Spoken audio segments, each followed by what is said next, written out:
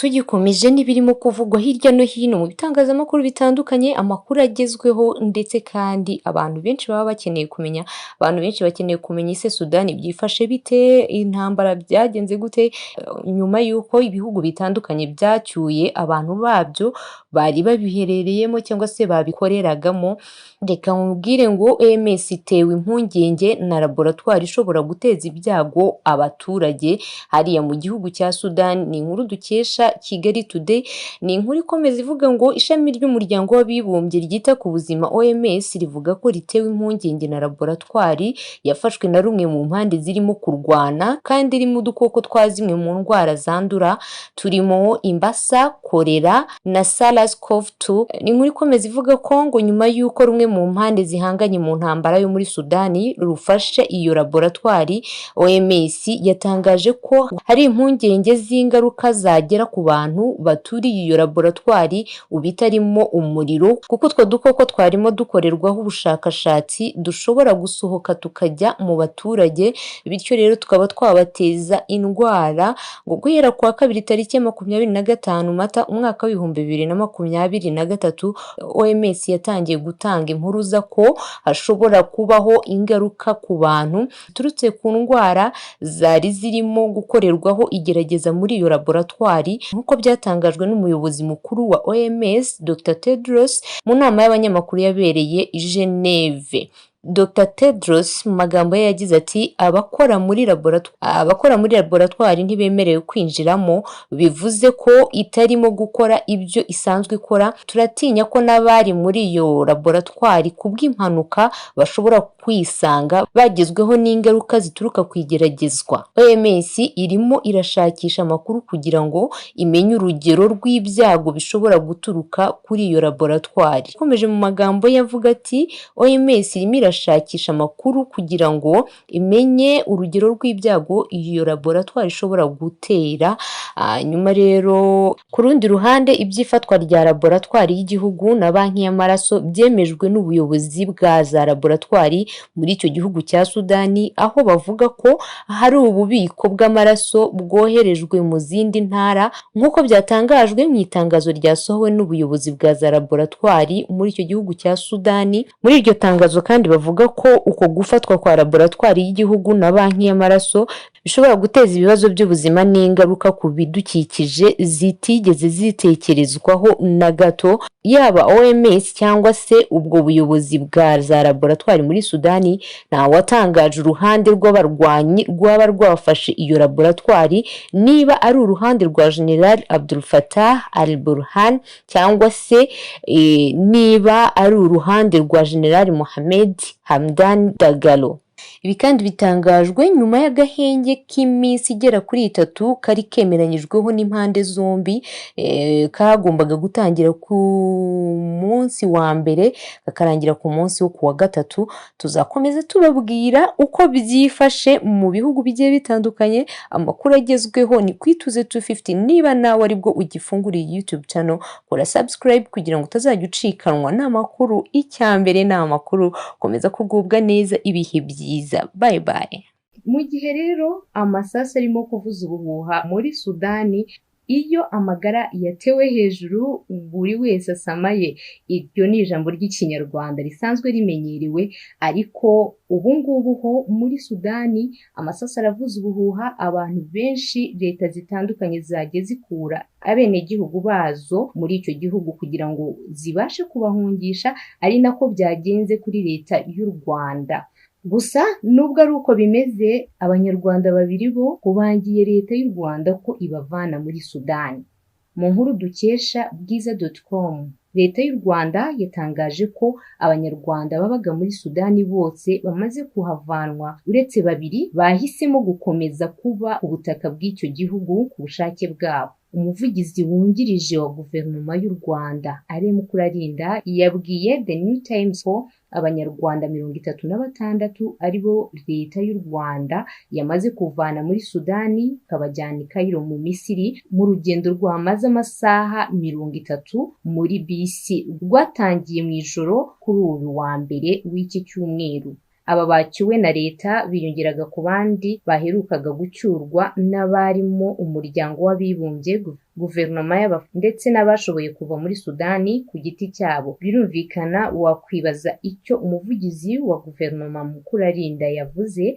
Mukurarinda yavuze ko abanyarwanda babiri bonyine ngo nibo bagumye muri Sudani ku bushake bwabo, ngo batuye hariya kandi bakanahakorera. Amakuru yabo azwi neza na ambasade y'u Rwanda muri icyo gihugu. Akomeza avuga ko ngo bazakomeza gukurikiranira hafi umutekano wabo. Kugeza ubu umubare nyirizina w'abanyarwanda bamaze kuvanwa muri Sudani ntuzwi, gusa kandi ngo Mukurarinda, umuvugizi wungirije wa guverinoma y'u Rwanda, aherutse gutangaza ko ngo abanyarwanda babaga muri icyo gihugu cya Sudani babarirwa muri 70.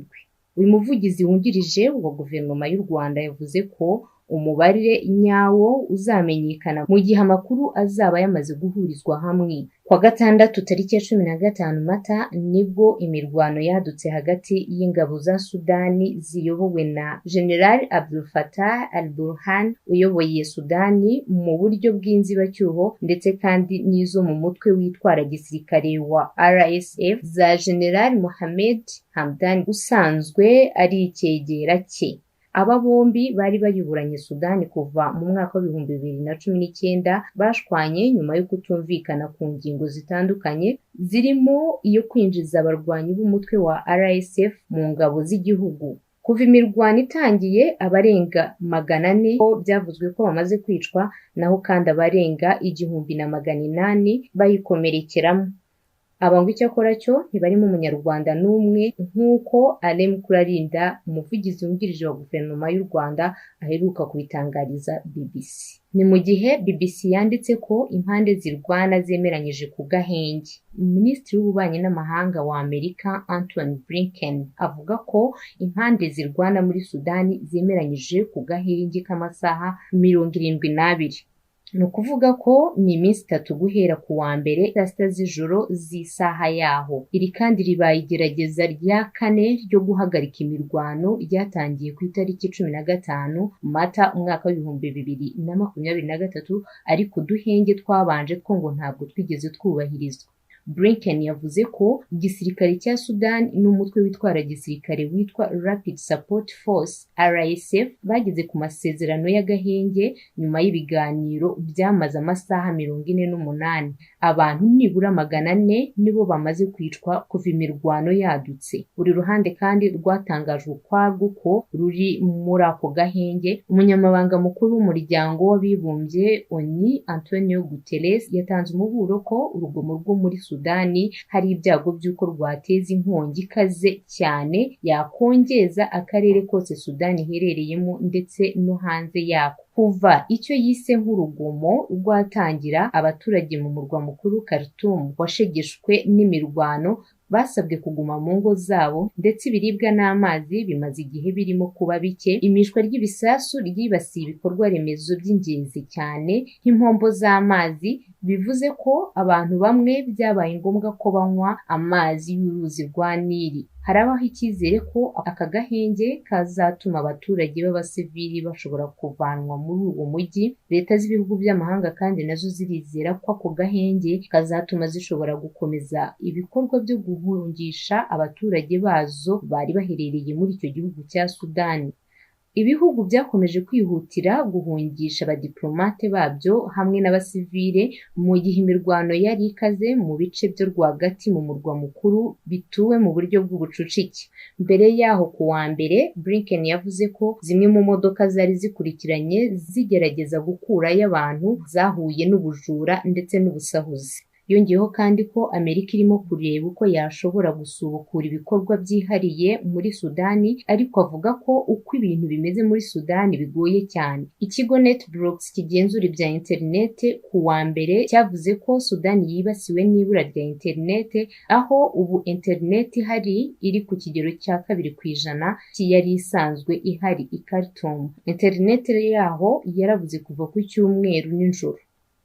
Bigereranywa kandi ko abantu babarirwa mu bihumbi za mirongo barimo abanyasudani n'abo mu bihugu bihana imbibi nayo bamaze guhunga kubera imvururu ziri muri icyo gihugu.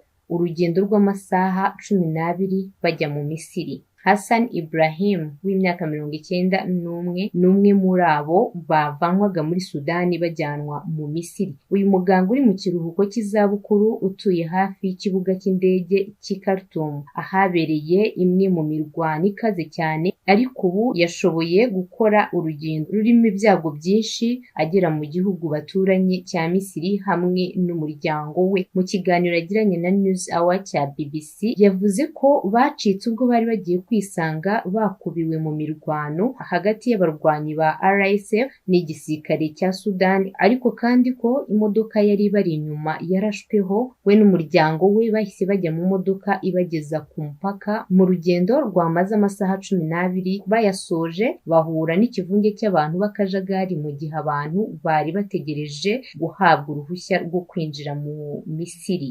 Ibrahim mu magambo ye yagize ati hari imiryango y'abantu myinshi irimo abagenzi bari mu zabukuru, abana ndetse n'impinja. Abanyasudani barimo guhunga igihugu kuri byari bibabaje. Urugomo rwadutse ahanini i Khartoum hagati y'umutwe wa RSF n'igisirikare cya Sudani, impande zirimo kurwanira gutegeka iki gihugu cya gatatu mu bunini muri Afurika.